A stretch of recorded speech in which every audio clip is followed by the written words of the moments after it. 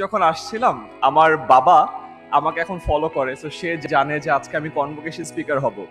তার প্রথম প্রশ্ন ছিল যে আয়মান, তোর তো মাস্টার্স ডিগ্রি নাই, এটা কি মানুষজন জানে? আমি বাবাকে বললাম, আব্বু এই ডক্টর দীপুমণি ম্যামের পাশে তো বসবো, গাউন টাউন থাকবে, মানুষ বুঝবে না এটা আসলে। আর আমি ম্যামের কাছ থেকে আজকে পারমিশন নিব, প্লাস এটা তো ভিডিও হবে, ওনার কাছ থেকে একটা রিটার্ন পারমিশন নিল যে আয়মান তোমার আর মাস্টার্স ডিগ্রি দরকার নেই, আপাতত এটাতে হয়ে গেছে। সো আপনারা যারা গ্র্যাজুয়েট আছেন আপনাদের সবাইকে অসংখ্য অসংখ্য কংগ্রেচুলেশনস। আপনারা নিজেদের জন্য একটা জোরে করতালি দিতে পারেন। আজকে এখানে আসতে পেরে আমার অনেক ভালো লাগছে, এন্ড আপনাদেরকে দেখার পর আমার আরো অনেক ভালো লাগছে। অলরেডি আপনারা হয়তো আমাকে পাত্রাটা কম দিবেন যে আরে এর তো মাস্টার্স ডিগ্রি, এ কি কথা বলবে। ইলিয়াস ভাই একটু আগে বলছিলেন যে ইলিয়াস ভাই নিজের পরিচয় দেয় হলো ডেলিভারি ম্যান হিসেবে।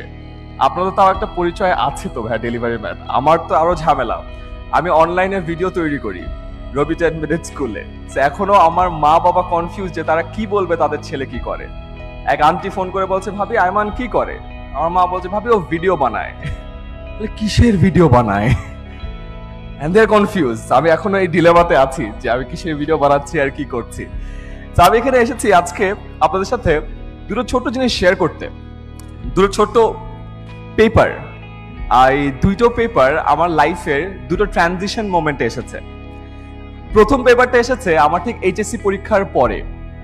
আপনাদের আগে অনেকের মনে আছে আপনারা যখন এইচএসসি পরীক্ষা শেষ করেছেন তখন সাডেনলি একটা লস্ট ফিলিং চলে আসে। খেয়াল করেছেন যে এখন আমি কি করব, কোথায় যাব, দেশে পড়বো না বিদেশে পড়বো, এখানে ট্রাই করবো না ওখানে ট্রাই করবো।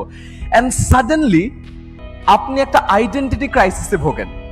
স্কুলে ছিলেন ও কি স্কুল স্টুডেন্ট, কলেজে উঠেছেন কলেজ স্টুডেন্ট, এইচএসসি পাস করে ফেলেছেন, এখন কি? এখন আপনি কলেজ স্টুডেন্টও না, ইউনিভার্সিটি স্টুডেন্টও না, আপনি অ্যাডমিশন সিকার। এই পরিস্থিতিটা কিন্তু বেশ নার্ভাস, রাইট? একটা নার্ভাস ব্রেকডাউন হয়। ঠিক সেই মুহূর্তে আমি আমার প্রথম একটা পেপার পেয়েছিলাম, এটা কল্ড গ্রিন কার্ড। আর্মির জন্য আইএসএসবি তে অ্যাপ্রুভাল পেয়েছিলাম। সো শেষমেশ আর্মিতে আমার যাওয়া হয়নি, আমি ডিসিশন চেঞ্জ করে ঢাকা বিশ্ববিদ্যালয়ে এসেছি, এবং এই জিনিসটা আমার লাইফে একটা টার্নিং পয়েন্ট ছিল। এটা বলতে এটাই বুঝাচ্ছি যে একটা ট্রানজিশন পিরিয়ডের ছোট্ট একটা ডিসিশন আপনার লাইফে একটা বড় পরিবর্তন নিয়ে আসতে পারে। ঠিক তেমনি ভাবে আপনারা এখন আরো একটা ট্রানজিশন মোমেন্টে আছেন। আজকে গ্র্যাজুয়েশনের ঠিক আগ মুহূর্তে আপনি একজন স্টুডেন্ট ছিলেন, গ্র্যাজুয়েশনের ঠিক পরে আপনি আবারও একটা ছোট্ট আইডেন্টিটি ক্রাইসিসে পড়বেন। কারণ আপনি তো আর স্টুডেন্ট না, আপনি কি? আপনি তো এখনো চাকরিও হয়তো করছেন না, আপনি কি বার্ডেন, আপনি কি বেকার, আপনি কি? এন্ড এই আইডেন্টিটি ক্রাইসিসটা ইজ ভেরি ডিফিকাল্ট। এন্ড এই আইডেন্টিটি ক্রাইসিসটার এই মোমেন্টে মানুষ আরো কিছু ডিসিশন নেয়। সো আমি আমার লাইফে ওই সেম আইডেন্টিটি ক্রাইসিসের সময় আরেকটা খুব সুন্দর জিনিস পড়েছিলাম, যেটা আমার এই কাগজে আছে। একটা কোটেশন বা একটা উক্তি, যেটা আমি আপনাদের সবার সামনে পড়ে শোনাতে চাই।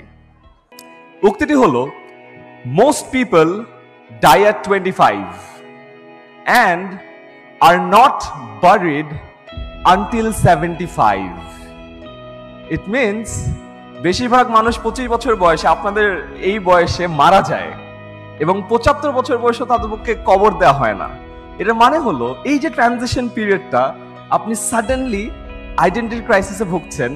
এই মোমেন্টে আপনি হয়তো একটা র্যাশ ডিসিশন নিয়ে আপনার যত dreams, aspirations, hobbies, passion, plan সবগুলোকে মাটি চাপা দিয়ে এমন হয়তো একটা কাজে ঢুকে পড়বেন যে কাজটা আপনার পছন্দ না, এমন হয়তো একটা চাকরি করবেন যে চাকরিটা আপনার একদমই দেখতে ইচ্ছা করে না, এমন একটা বসের আন্ডারে কাজ করবেন যে বসকে আপনার প্রতিদিন মেরে ফেলতে ইচ্ছা করে।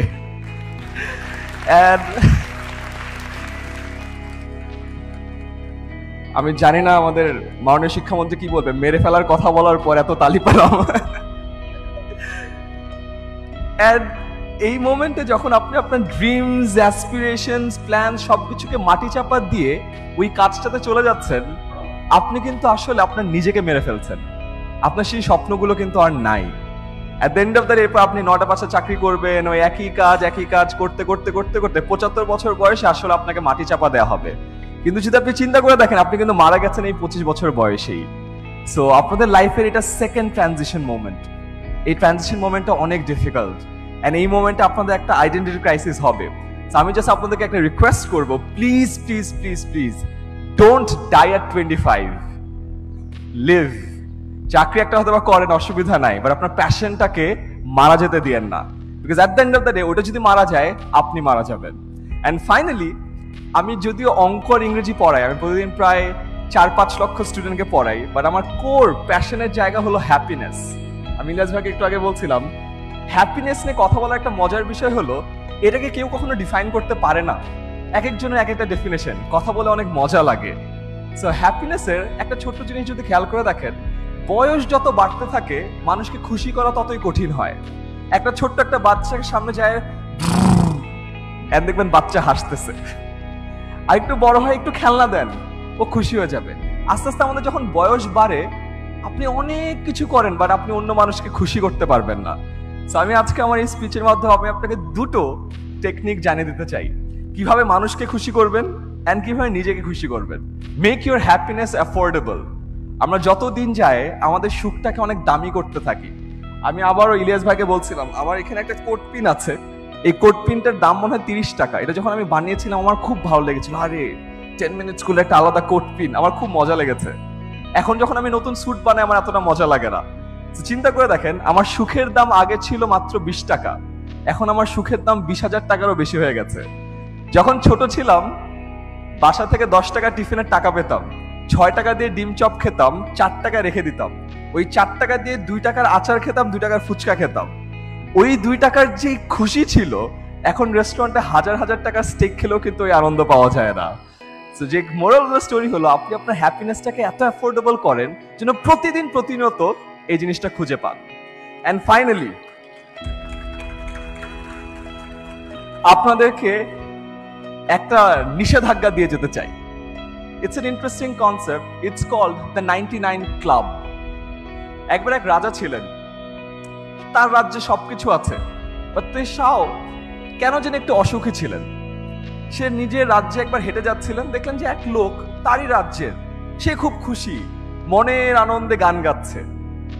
রাজা তার রাজপ্রাসাদে আসার পরে তার যে অ্যাডভাইজার আছে তাকে জিজ্ঞাসা করলেন যে, আমি রাজা, আমার মনে সুখ নাই, আমার রাজ্যের ওই লোক, ওর তো কিছুই নাই, ও এত সুখী কেন? রাজার অ্যাডভাইজার বলল, রাজা আপনি আসলে দেখতে চান, আপনি আসলে 99 ক্লাবের সদস্য।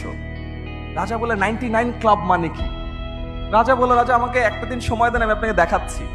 বলে, আচ্ছা ঠিক আছে, তুমি সময় নাও। রাজার অ্যাডভাইজার গিয়ে ওই লোকের বাসার সামনে একটা থলে রেখে গেল। ওই থলেতে 99টা সোনার মুদ্রা ছিল। ওই লোক যখন বাসা থেকে বের হলো, দেখলো তার বাসার সামনে একটা থলেতে 99টা সোনার মুদ্রা। সে দেখে তো খুশি হয়ে গেল, আরে সোনার মুদ্রা, এ তো বিশাল ব্যাপার, আমি তো বড় লোক হয়ে গেলাম। সে গোনা শুরু করলো যে কয়টা আছে, 1 2 3 4 5 6 করে। দেখলো 99টা আছে। সে আবার গুনলো, দেখে 99টা আছে। সে চিন্তা করলো 99টা তো থাকার কথা না, থাকলে 100টা থাকবে, 99টা কেন আছে? তারপর সে এইটা নিয়ে চিন্তা করতে লাগলো, আর একটা কে নিয়ে গেল, কার কাছে ওই একটা আছে, কেউ কি আমার এই সোনার মুদ্রা চুরি করেছে? তারপর সে বাসায় খুব গোমরা মুখ, সে তার ফ্যামিলিকে আর সময় দেয় না, সে আর গান গায় না, যে চারদিক খুঁজে বেড়াচ্ছে যে তার ওই একটা সোনার মুদ্রা কে নিয়ে গেছে। সে যখন কোনোভাবে খুঁজে পাচ্ছে না, সে আরো কাজ করা শুরু করলো, সারা দিন রাত কাজ করে। কেন? কারণ সে কাজ করে আর একটা সোনার মুদ্রা কালেক্ট করতে চায়, যেন তার 100টা সোনার মুদ্রা হয়। খেয়াল করে দেখেছেন? তারপরে রাজা যখন ওই লোকের সামনে দিয়ে গেল, দেখা গেল ওই লোক আর খুশি না, ওই লোকও সারাদিন মাথার চুল ছিঁড়তেছে আর দূরে দূরে বেড়াচ্ছে। রাজা তখন অ্যাডভাইজারকে বল, বাবা তুমি কি করছো? তখন রাজা বলল যে, রাজা আমিও আপনার ওই ভৃত্যকে আপনার ক্লাবে জয়েন করিয়ে দিয়েছি। আপনার যেমন সব আছে, তাও আপনি এমন একটা জিনিস খুঁজেন যে জিনিসটা আসলে কোথাও পাওয়া যাবে না।